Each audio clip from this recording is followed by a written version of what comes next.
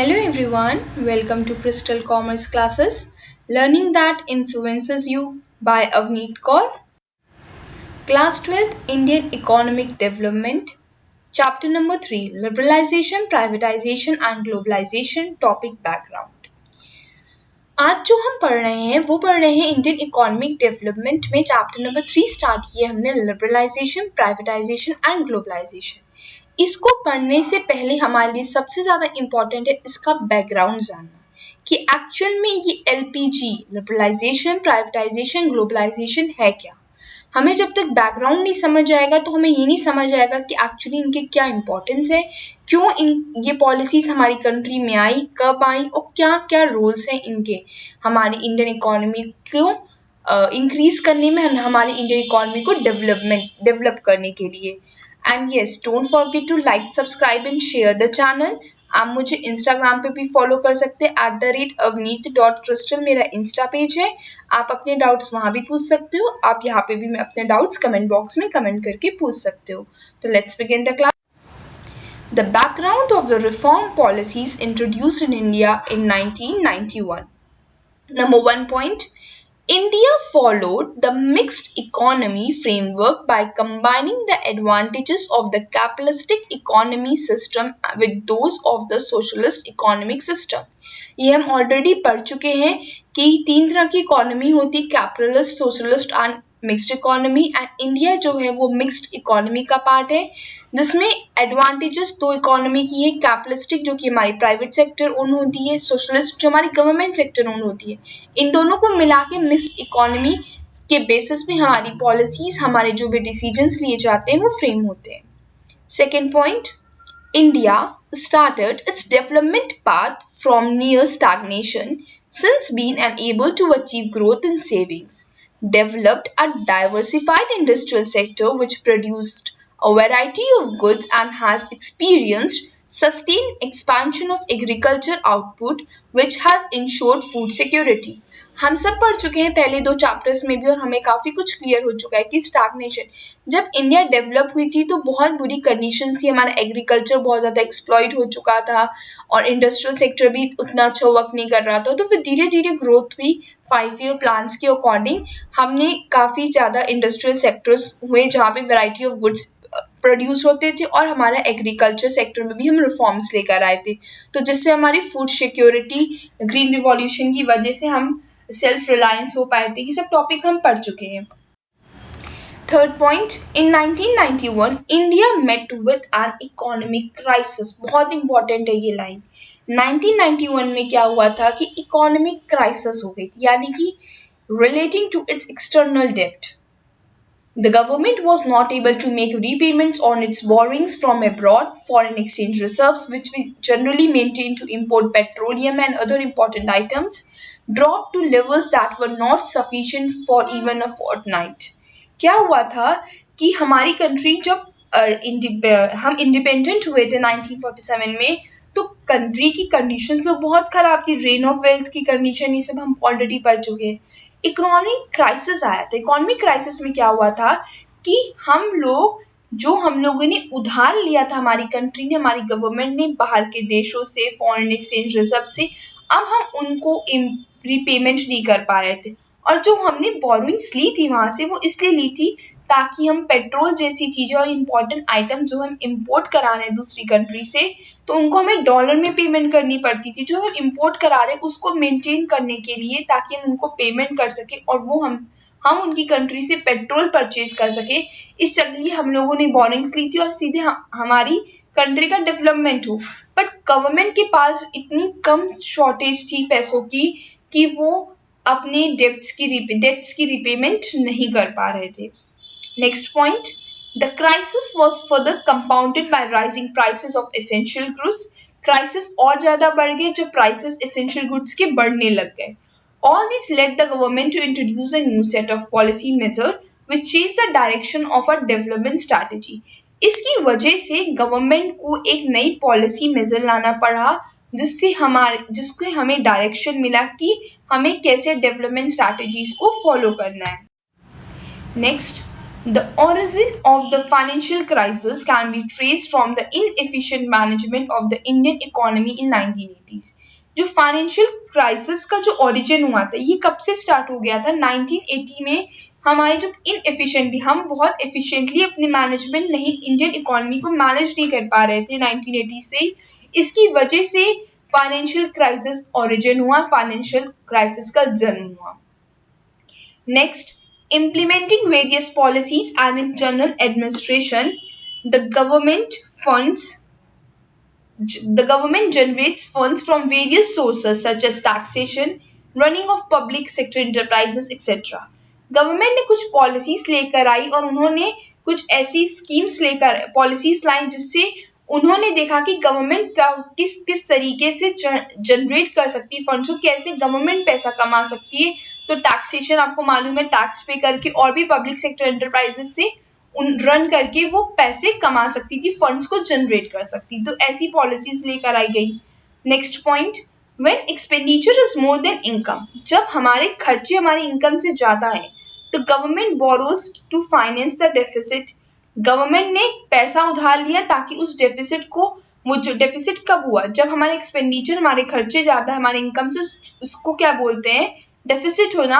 और उस डेफिसिट को कम करने के लिए, उस डेफिसिट को रिमूव करने के लिए गवर्नमेंट ने बोरो किए बैंक से loan and also from people with in the country, लोगों से लिए and from international financial institution. उन्होंने बैंक से उधारी ली, लोगों से उधारी ली जो कंट्री के सिटीजन्स थे, और उन्होंने इंटरनेशनल फाइनेंशियल इंस्टीट्यूशन से ली. When we import goods like petroleum, we pay in dollars which we earn from our export. जब मैं कुछ बेचूंगी यूएसए में तो मुझे डॉलर मिलेंगे, तो जो मुझे डॉलर मिलेंगे उससे मैं जो अदर कंट्री, अरब कंट्री से जो पेट्रोल पर इंपोर्ट करा रही हूँ तो उस पर पेमेंट करनी पड़ रही है. तो पैसे की तो जरूरत थी हमें पास, एक्सपोर्ट भी जरूरी था, इंपोर्ट भी जरूरी था. Next, development policies required that even though the revenues were very low, the government had to overshoot its revenue to meet challenges like unemployment, poverty and population explosion. जो भी पॉलिसीज गवर्नमेंट लेकर आ रही थी ना, वो बहुत, उससे रेवेन्यू जो मिल रहा था वो बहुत कम मिल रहा था, वेरी लो अमाउंट मिल रहा था. और गवर्नमेंट को चाहिए था कि वो ओवरशूट करे, कुछ ऐसा लेकर आए जिससे वो अनएम्प्लॉयमेंट, पॉवर्टी, पॉपुलेशन एक्सप्लोजन जैसे चैलेंजेस को फेस कर सके. ये आज भी हमारे देश में अनएम्प्लॉयमेंट, पॉवर्टी, पॉपुलेशन एक्सप्लोजन जैसी प्रॉब्लम हम फेस कर रहे हैं. Next point, the continued spending on the development programs of the government did not generate additional revenue. जो भी वो प्रोग्राम्स लेकर आ रहे थे कंटिन्यू, पर उससे उन्हें कोई एडिशनल रेवेन्यू जनरेट नहीं हो रहा था. Moreover, the government was not able to generate sufficiently from internal source such as taxation. Government even tax से भी पैसा जनरेट नहीं कर पा रही थी. Next point, when the government was spending a large share of its income on areas which do not provide immediate returns, such as the social sector and defense, there was a need to utilize the rest of its revenue in a highly efficient manner. क्या हो रहा था कि government जहाँ पे पैसा लगा रही थी वहां से उनको इमीडिएट यानी कि तुरंत रिटर्न्स नहीं मिल रहे थे ऐसे सेक्टर से, जैसे सोशल सेक्टर, डिफेंस से. तो गवर्नमेंट को क्या जरूरत थी कि वो जो भी रेवेन्यू है उनके पास, उनको बहुत सोच समझ के हाईली इफिशिएंटली मैनर, यानी कि बहुत सोच समझ के सही तरीके से प्रॉपर मैनेजमेंट के साथ उस पैसे का यूटिलाइजेशन करें. Next point, the income from public sector undertakings was also not very high to meet the growing expenditure. जो भी हमें इनकम हो रही थी पब्लिक सेक्टर से वो भी इतनी ज्यादा नहीं थी कि हम एक्सपेंडिचर जो भी हमारे बढ़ रहे हैं उनको मीट कर सके. हम अपने खर्चों को ही नहीं मीट कर पा रहे थे तो आगे तो हम सोच ही नहीं सकते थे.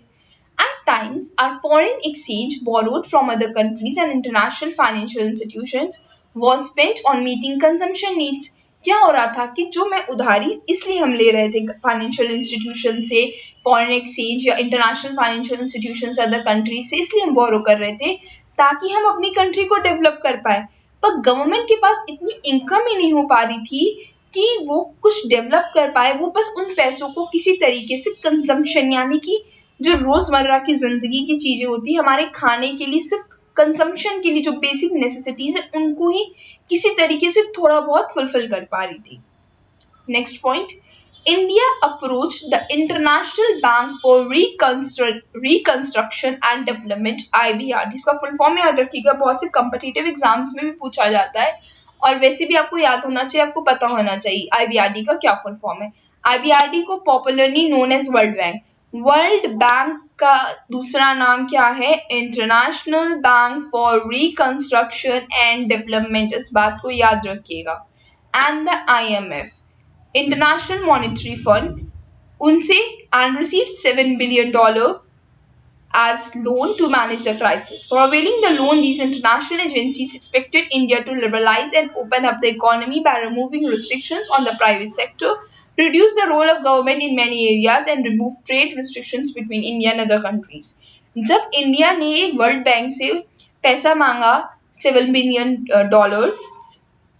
एज अ लोन ताकि वो अपने क्राइसिस को मैनेज कर पाए, तो इंटरनेशनल एजेंसीज ने उनसे एक्सपेक्ट किया था इंडिया से कि वो लिबरलाइज कर दे। लिबरलाइज करना मतलब लाइसेंस दे देना, फ्री कर देना, कि इकोनॉमी में जो रिस्ट्रिक्शंस है उनको रिमूव कर दे और प्राइवेट सेक्टर को रोल थोड़ा सा बढ़ा दे और अदर कंट्रीज को भी अपॉर्चुनिटीज दे कि वो ट्रेड कर सके। जो भी ट्रेड रिस्ट्रिक्शंस लगाई थी, ट्रेड करना यानी कि एक कंट्री से दूसरी कंट्रीज के बीच में गुड्स का ट्रेड होता है, जो उसको रिमूव कर दे, जो रिस्ट्रिक्शंस लगाई हो इजीली कर दे, ताकि एक कंट्री आपकी कंट्री में आके अदर कंट्रीज अपनी फैक्ट्रीज लगा सके, कंपनीज खोल सके और आप दूसरी कंट्रीज में। तो ये जो भी ट्रेड बैरियर्स थे इनको रिमूव करने की उन्होंने एक्सपेक्ट किया था कि इंडिया ऐसे कोई स्टेप ले ताकि अपनी कंट्री को डेवलप कर सके और क्राइसिस को भी रिमूव कर सके। Next point, India agree to the conditionalities of World Bank. India ने इस चीज को मान लिया and IMF and announced the new economic policy। और इंडिया ने क्या अनाउंस किया? New economic policy. The NEP, the new economic policy, consists of wide-ranging economic reforms। बहुत बड़े-बड़े economic reforms लेकर आया। The thrust of the policies was towards creating a more competitive environment in the economy and removing the barriers to entry growth of the firms। इसका main policies का जो thrust था वो ये था कि हमारा कम्पिटिटिव एनवायरनमेंट हो, कि लोग ज्यादा से ज्यादा मेहनत करें और जो भी बैरियर्स हैं मार्केट में एंट्री करने से लेके उसकी ग्रोथ के, वो सबको हम रिमूव करें।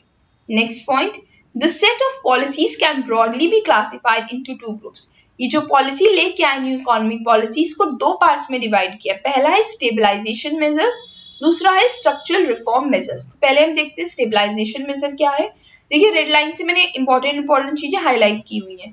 Stabilization measures are short term measure. ये छोटे टाइम के लिए होते हैं measures, intend to correct some of the weaknesses that have developed in the balance of payments and to bring inflation under control. ये छोटे छोटे स्टेप्स होते हैं ताकि जो भी वीकनेस है या जो भी छोटी छोटी गलतियां हैं उनको रिमूव कर सके, ताकि हम इन्फ्लेशन को कंट्रोल कर सके और balance of payment. Structural reform policy क्या थी?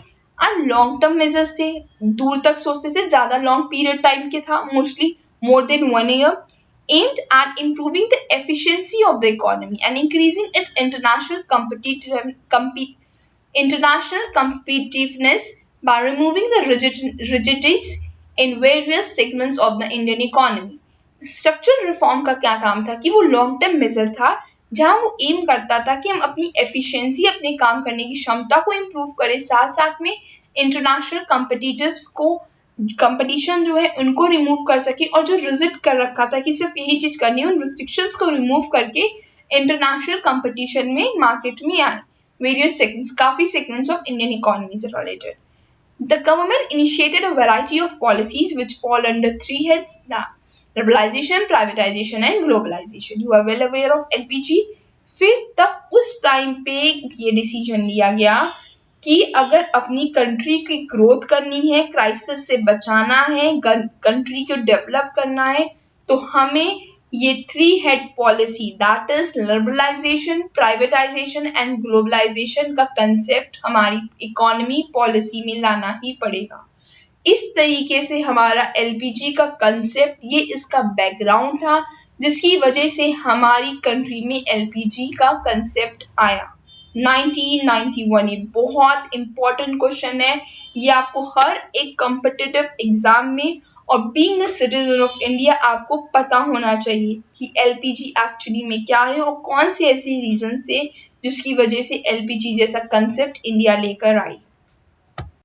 आज की क्लास आई होप आपको समझ आई होगी। थोड़ी बोरिंग हो सकती है क्योंकि पूरा थियोरेटिकल था। इकोनॉमी, इंडियन इकोनॉमिक डेवलपमेंट जो है प्रॉपर थियोरेटिकल सब्जेक्ट है और बहुत इंपॉर्टेंट रोल प्ले करता है हमारी लाइफ में, हमारी हमारी जनरल नॉलेज को इन्हांस करने में और आने वाले हर वो कम्पिटिटिव एग्जाम, चाहे वो आपके 12th के बोर्ड्स हों, चाहे वो उसके बाद जो भी आपने एग्जाम देखने, ये सब बहुत इंपॉर्टेंट टॉपिक्स है। आई होप आपको बैकग्राउंड क्लियर हो कि एक्चुअल क्या सिचुएशंस इंडिया फेस कर रही थी जिसकी वजह से एलपीजी आया। अब हम नेक्स्ट क्लास में पढ़ेंगे पहले लिबरलाइजेशन क्या होता है, privatisation next, and then globalisation. हम एक एक क्लास में एक एक टॉपिक उठाएंगे।